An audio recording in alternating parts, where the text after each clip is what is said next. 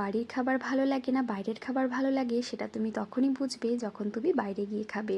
তো এতদিন তো ঘরে বসেই খাওয়া দাওয়া করছিলাম, অতটাও বুঝতে পারিনি, কিন্তু বেশ কয়েকদিন যখন আমরা বাইরে খাওয়া দাওয়া করলাম তখন বুঝতে পেরেছি যে বাড়ির খাবারটা আমরা কতটা মিস করছি। তো দেখো ফাইনালি বাড়িতে এসে আমি কিন্তু ঝটপট রান্না করা বসিয়ে দিয়েছি।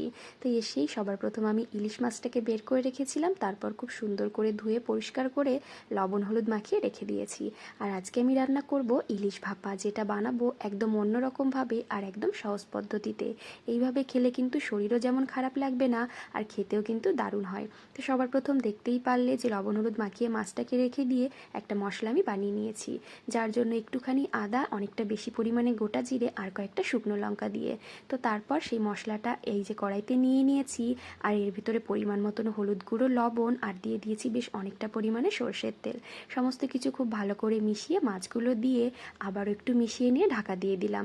এবারে গ্যাসের ফ্লেমটা একদম কমিয়ে রেখে আস্তে আস্তে কিন্তু মাছগুলোকে বেশ সুন্দর করে ফুটিয়ে নিতে হবে।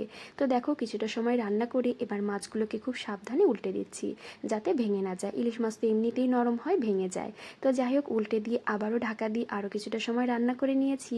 আর ইলিশ মাছ যেহেতু খুব তাড়াতাড়ি করে সিদ্ধ হয়ে যায়, এখানে কিন্তু মাছগুলো খুব সুন্দর করে সিদ্ধ হয়ে গেছে।